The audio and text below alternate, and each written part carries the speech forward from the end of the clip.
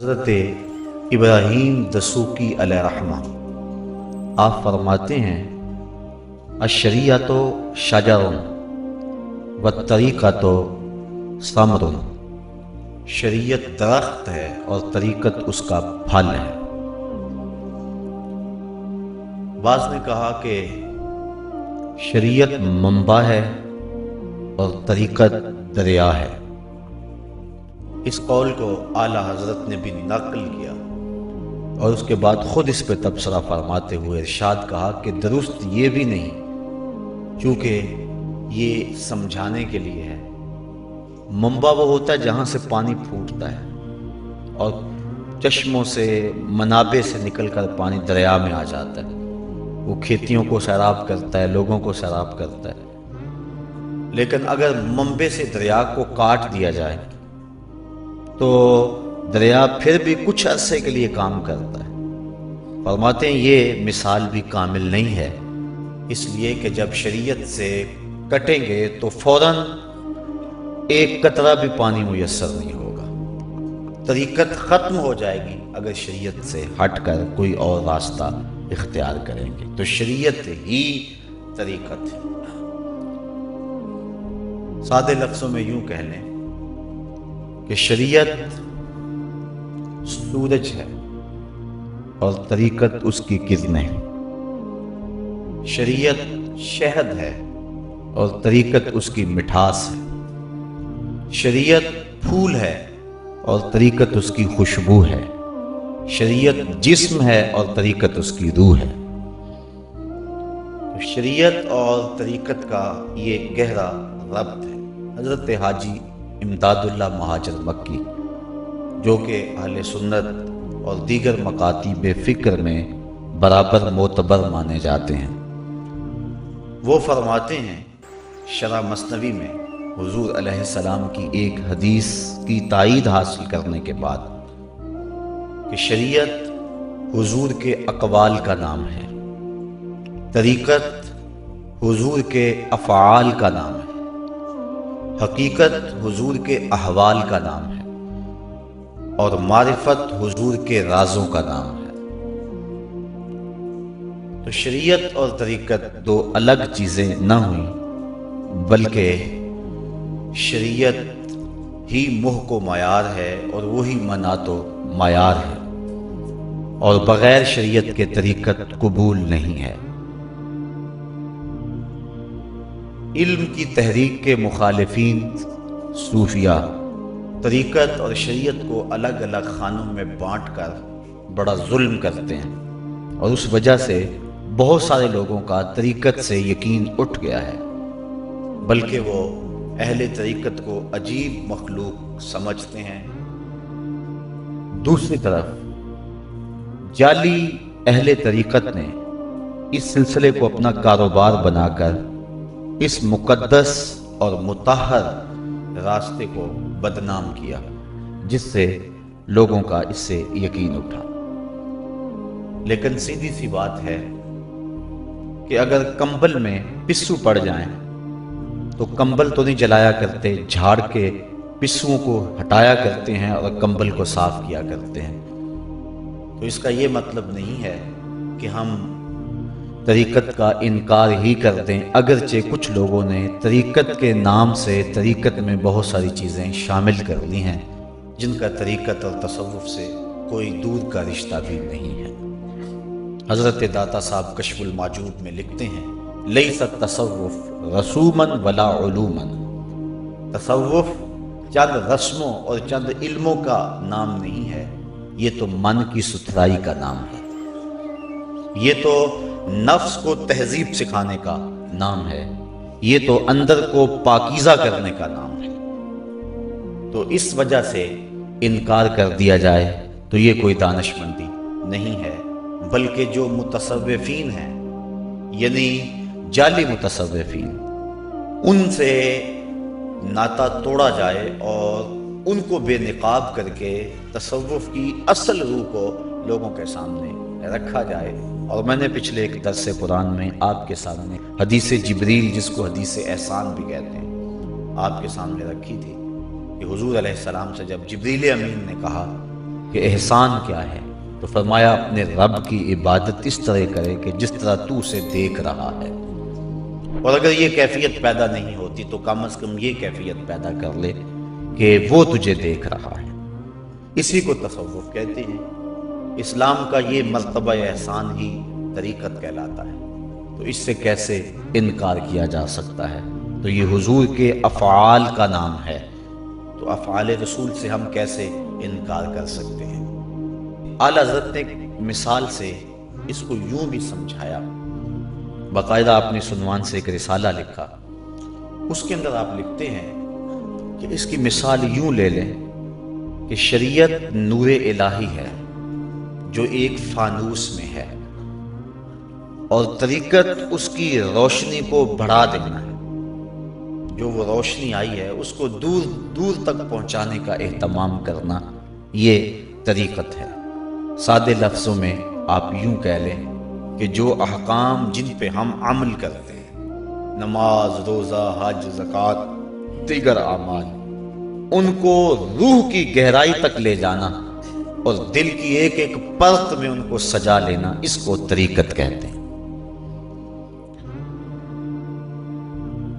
طریقت اور شریعت یہ ایک ایسی حقیقت ہے جس کے دم سے خلوص کے جہاں میں روشنی ہے، اور انسان بالخصوص جو اہل طریقت ہیں وہ اپنی زندگی کے ایک ایک قدم کو پھونک پھونک کے رکھتے ہیں، اور اپنے رب کی رضا جوئی کے لیے وہ شب و روز کوشاں رہتے ہیں۔ راہ طریقت کے مسافر کو منزل مقصود تک پہنچانے کے لیے جو شخص راہبری کرتا ہے اس کو طریقت کی زبان میں مرشد کہتے ہیں۔ مرشد کا معنی راہ دکھلانے والا، ارشاد کرنے والا، اور جو اس راستے پہ چلنے والا ہے اسے سالک کہا جاتا ہے۔ سالک اور مرشد، مسترشد اور مرشد، یہ اس راستے پہ چلنے کا جو عہد کرتے ہیں اس عہد کو بیعت کہا جاتا ہے۔ بیعت عربی میں بک جانے کو کہتے ہیں۔ مرید اپنے شیخ کے ہاتھ پہ بک جاتا ہے، اور پھر شیخ جو بتلاتا چلا جاتا ہے مرید اس راستے پہ گامزن ہو جاتا ہے۔ پھر ایک وقت آتا ہے کہ منزل آگے بڑھ کے اسے گلے لگا لیتی ہے۔ اور بیعت کے حوالے سے یہ کوئی بات نہیں ہے کہ یہ بعد میں گھڑی ہوئی کوئی بات ہے، بلکہ حضور علیہ السلام نے صحابہ سے بیعت لی ہے۔ صرف بیعت اسلام نہیں ہے، بیعت اسلام کے بعد بھی حضور نے بیعتیں لی ہیں۔ بخاری کتاب الایمان کے اندر حضرت عبداللہ بن صامت رضی اللہ تعالی عنہ سے روایت ہے، اور یہ وہ صحابی ہیں جو بدر میں بھی شریک ہوئے۔ حضرت عبادہ بن صامت رضی اللہ تعالی عنہ فرماتے ہیں کہ حضور علیہ السلام نے ہم سے بیعت لی، اس حال میں کہ حضور کے ارد گرد صحابہ بیٹھے ہوئے تھے، اور حضور نے فرمایا آؤ میرے سے بیعت کرو، اس بات پر کہ اللہ کے ساتھ کسی کو شریک نہیں ٹھہراؤ گے، چوری نہیں کرو گے، زنا نہیں کرو گے، اپنی اولاد کو قتل نہیں کرو گے۔ تو یہ حضور علیہ السلام نے صحابہ سے بیعت لی۔ قرآن مجید میں اللہ تعالیٰ نے ارشاد فرمایا یا ایھا الذین آمنوا اتقوا اللہ وابتغوا الیہ الوسیلہ، اے ایمان والو اللہ سے ڈر جاؤ اور اس کا قرب حاصل کرنے کے لیے کوئی وسیلہ تلاش کرو، وجاہدوا فی سبیلہ، اور اس کے راستے میں مجاہدہ کرو، لعلکم تفلحون، تاکہ تم فلاح پا جاؤ۔ وسیلے سے مراد کیا ہے؟ بعض لوگ کہتے ہیں کہ وسیلے سے مراد اللہ تعالیٰ ہی ہے۔ یہ بڑی بے ڈھنگی سی بات کسی نے کی۔ اللہ تعالیٰ وسیلہ نہیں، وہ مقصود ہے، وہ مقصود ہے۔ وسیلہ تو وہ ہوتا ہے جو منزل تک پہنچاتا ہے، تو وہ تو خود منزل ہے۔ مومن کی منزل اللہ ہے، وہ اس کی رضا جوئی کے لیے شب و روز گزارتا ہے۔ اس کا قرب اس کی زندگی کا مقصد اولی ہے، تو وہ وسیلہ نہیں، وہ مقصود ہے۔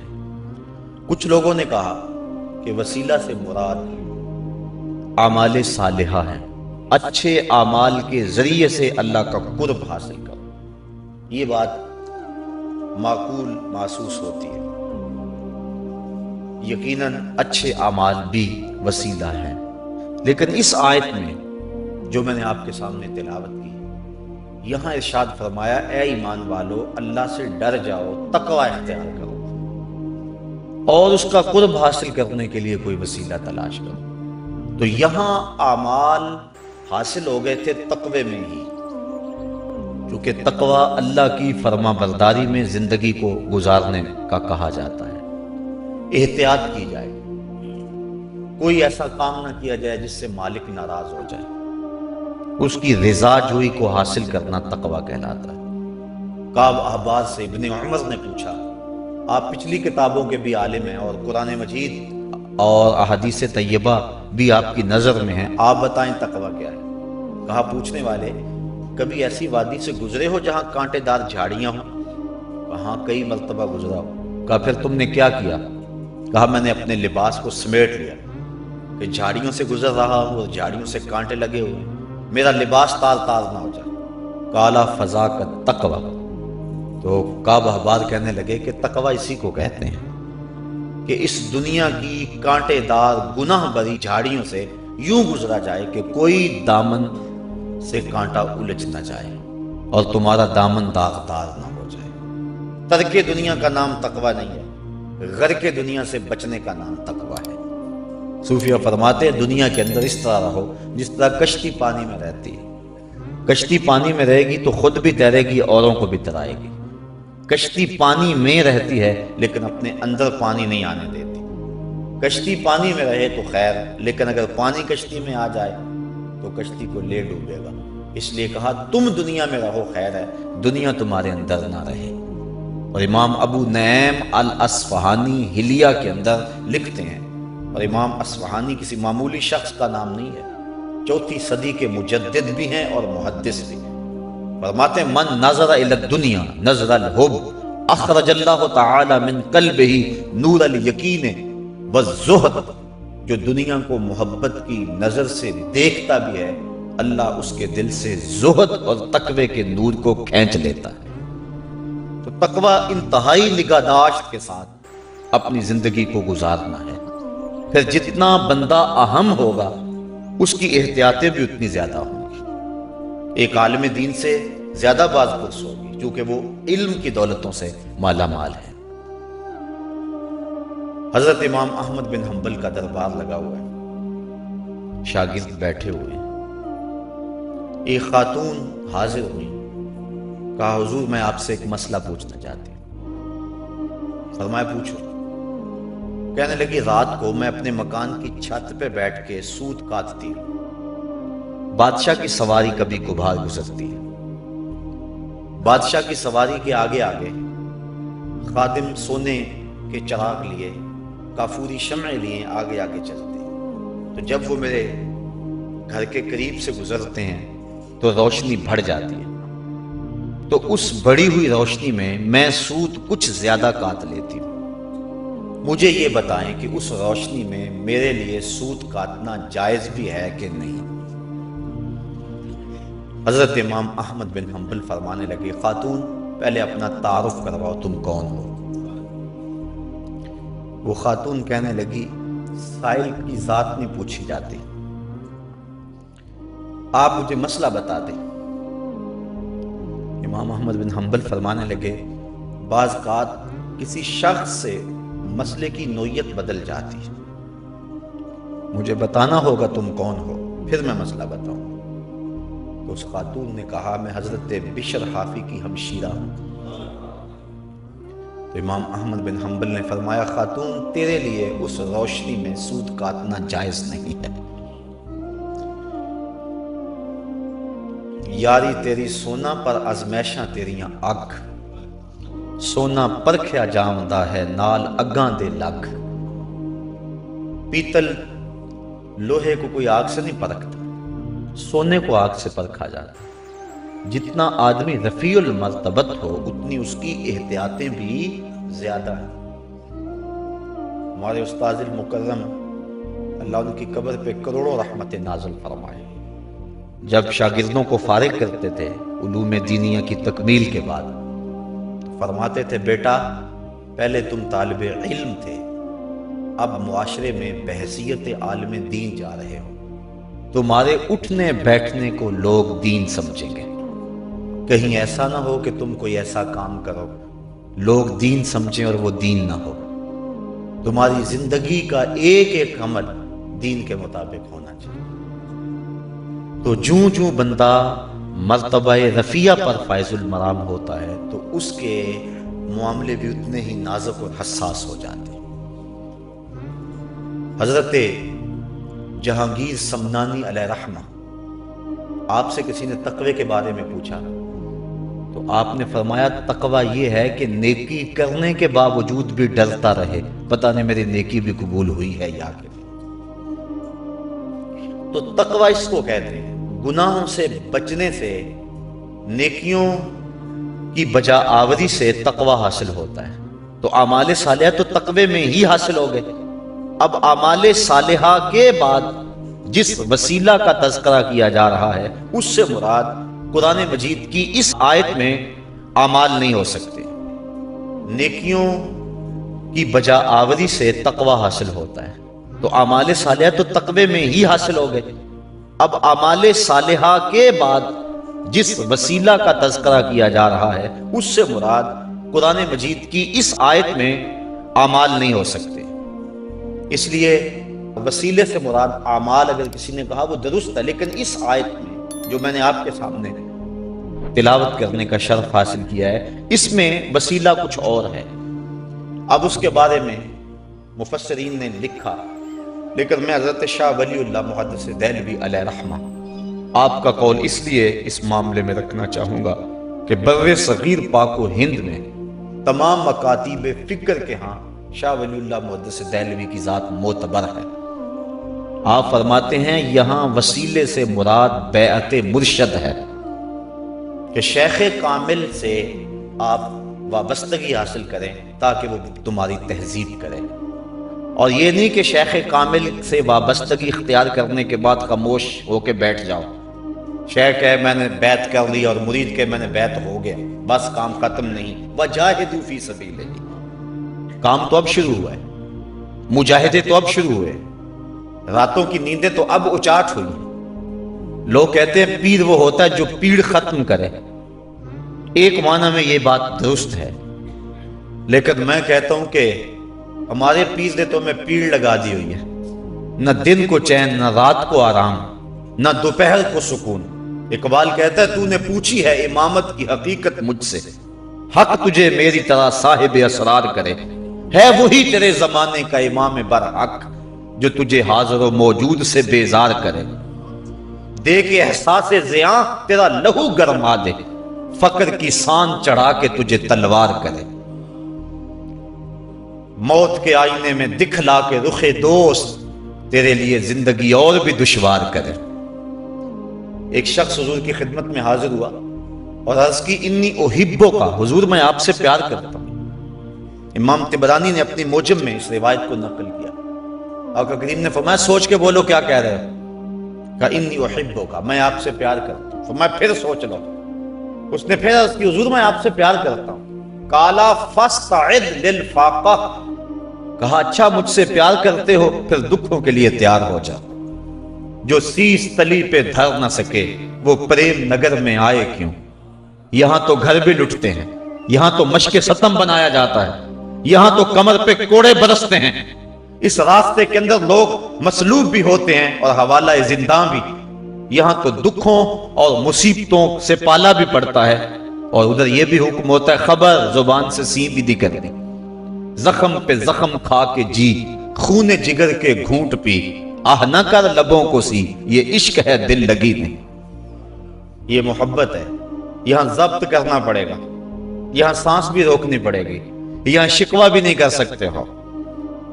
تو بیعت کے بعد دوسری بات وجاہدوا فی سبیلہ، اب مجاہدہ، اب بیعت بھی دو طرح کی ہوتی ہے، ایک بیعت برکت اور ایک بیعت ارادت۔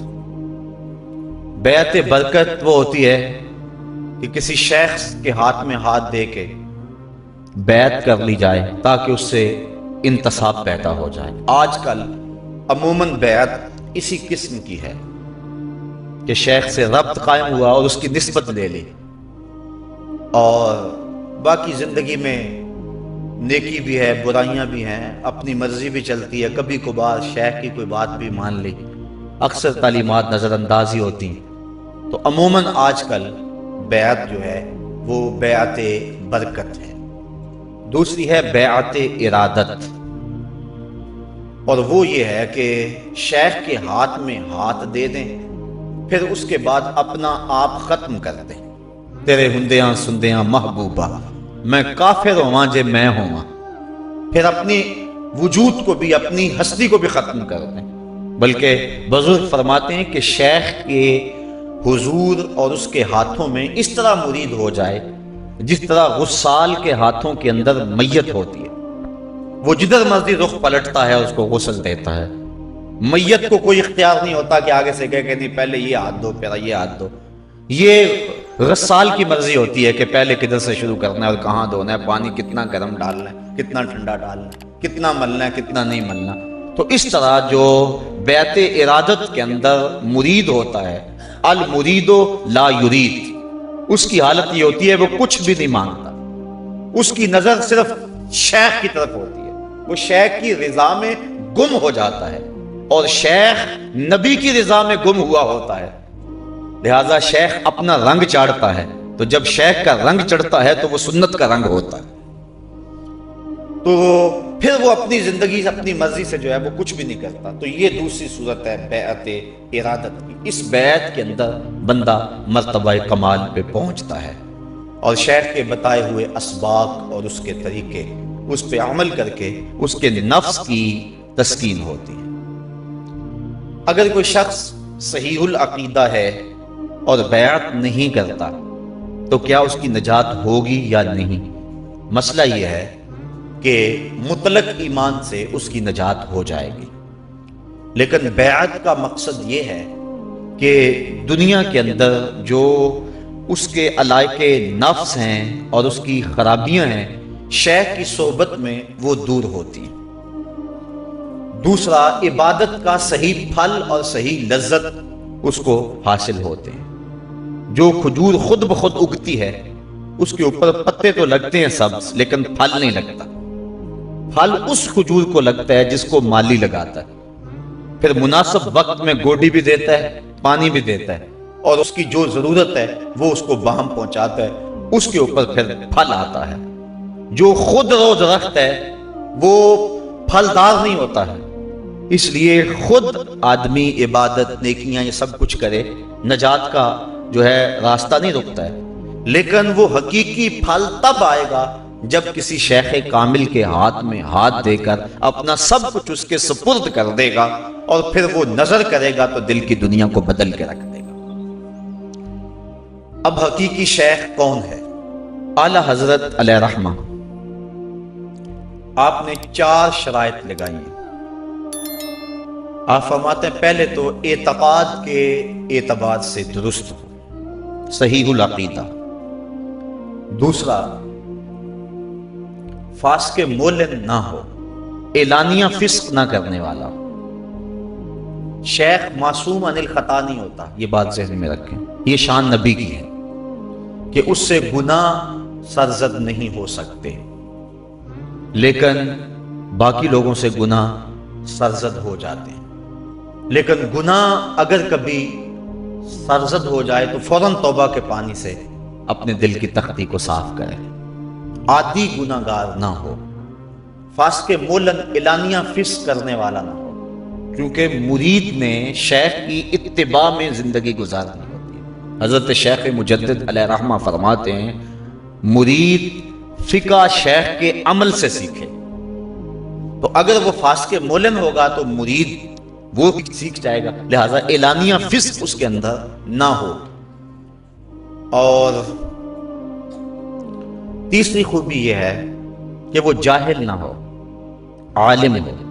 اور عالم کی تشریح یہ کی ہے کہ بقدر ضرورت مسائل شریعہ کو عربی کتب سے نکال کر کے اس کو پڑھنے کی اور اس کو سمجھنے کی استطاعت رکھتا ہو۔ بعض کا اردو کتب سے بھی بات نہیں چلتی۔ ایک بار ایسا ہوا کہ ہمارے وہاں ایک شخص ٹانگوں سے معذور تھا۔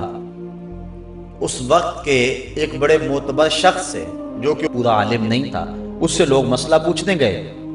اس نے کہا کہ اس معذور کے پیچھے نماز نہیں ہوتی، اور اس نے کتابیں نکالی، بہار شریعت اور دیگر، دیکھو لکھا ہے کہ معذور کے پیچھے جو ہے وہ نماز نہیں ہوتی۔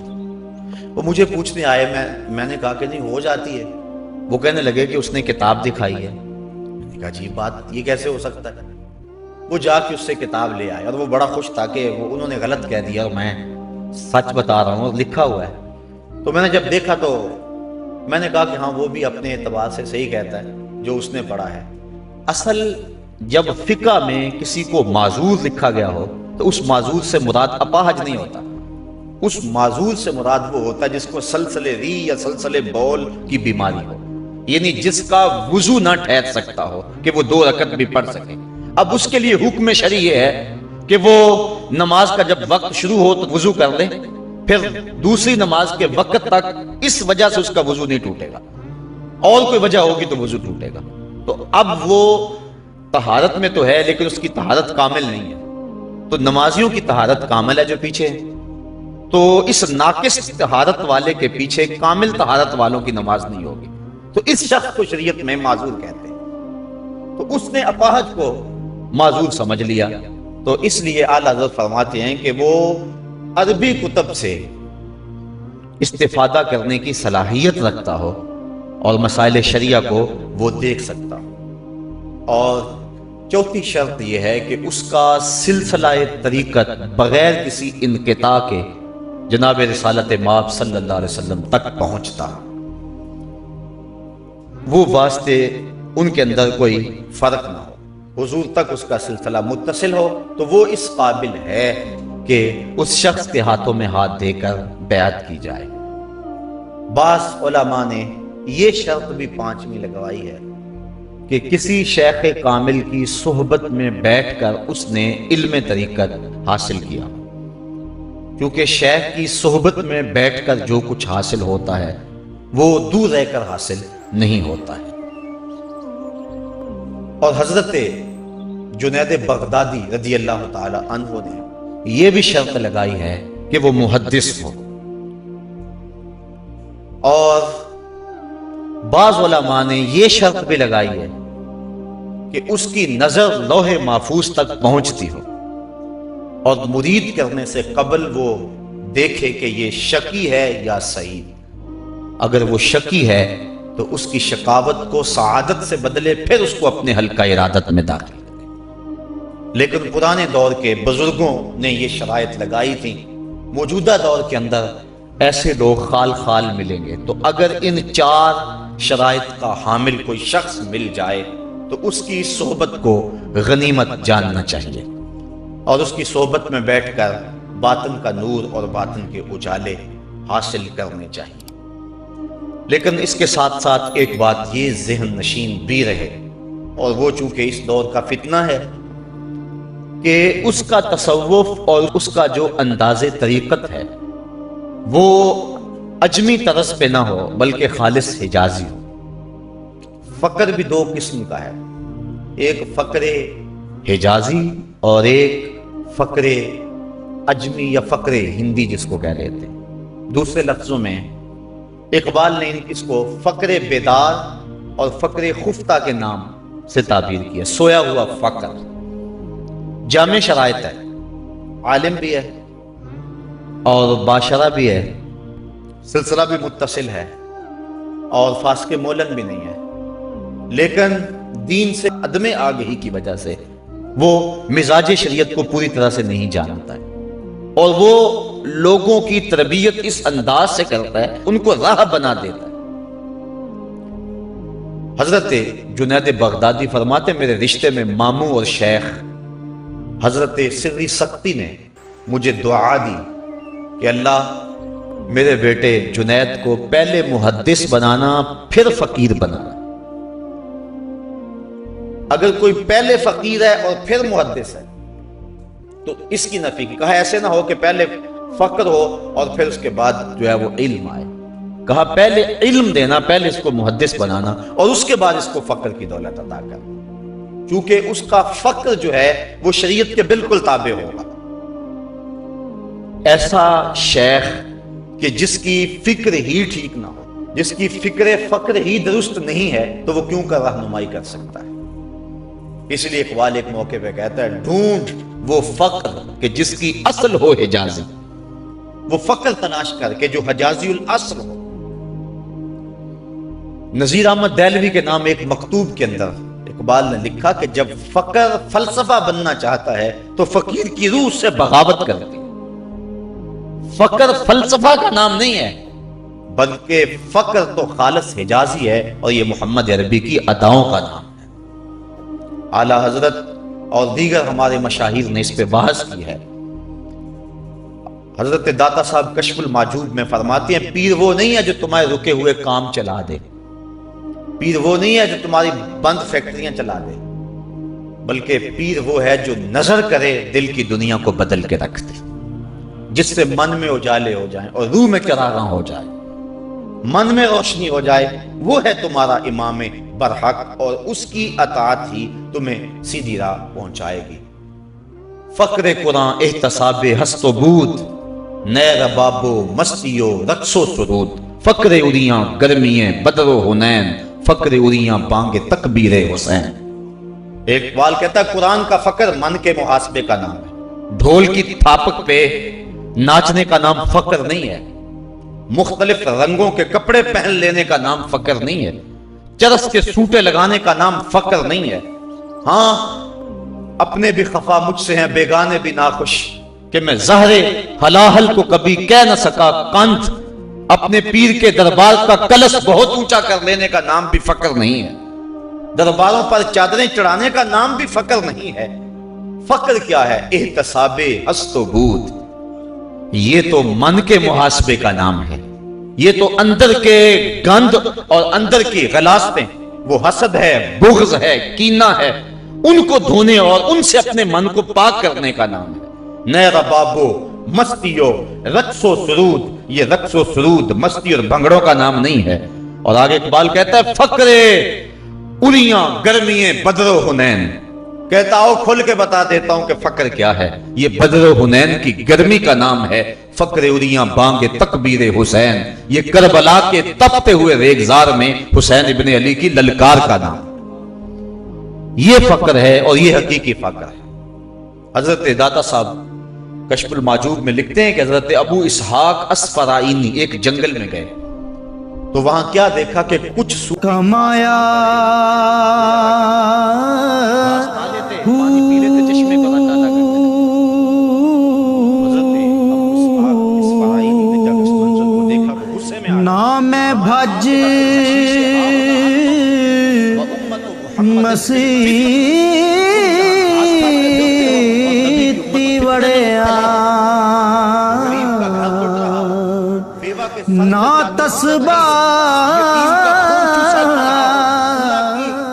کو پامال کیا جا رہا ہو اور دین کی قدروں کا تماشا اڑایا جا رہا ہو اور بندہ حجرے میں بیٹھا ہو کہ نہیں میں تو فقیر ہوتا ہوں. یہ فقیری نہیں ہوتی. فقیری تو یہ ہے کہ حضرت سیدنا امام حسین رضی اللہ تعالی عنہ کی خانقاہ سے بڑی خانقاہ کس کی ہو سکتی ہے اور حجرہ فاطمہ سے بڑا حجرہ کس کا ہو سکتا ہے.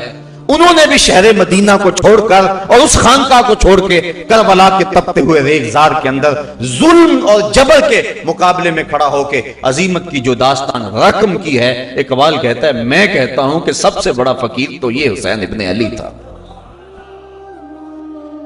اللہ اکبر. تو یہ ہے فقر کی روح. تو فقر حجازی اگر نصیب ہو جائے، فقر خفتہ نہ ہو، وہ فقر جو فیون ہے، اچھے بلے بندے کو جو ہے وہ ختم کر کے رکھ دے. اسلام نے جو طاقتور ہیں ان کے پنجے کو توڑا نہیں ہے، ان کے رخ کو موڑا ہے. ایک پہلوان ہے وہ تمہارے ساتھ آ جاتا ہے، وہ رکن بن جاتا ہے تمہاری طریقت کا، تو تم اس کو تسبیح دے کے پکڑا دیتے اور کہتے گھر سے باہر ہی نہیں نکلنا، تو یہ اس سے زیادتی ہے۔ اسلام نے صلاحیتوں کو توڑا نہیں ہے، ان کے رخ کو موڑا ہے۔ وہ پہلوان اور وہ بدمعاش اور وہ برا شخص جو کل اپنے نفس کے لیے لڑتا تھا، اس کی تلوار نہ چھینو، کہا یہ تلوار اب اسلام کی سربلندی کے لیے اٹھی رہے۔ وہ خالد بن ولید جو کفر کے لیے لڑتے تھے، جب اسلام میں آئے تو پھر ان کو سیف اللہ قرار دیا گیا کہ نہ دیا گیا۔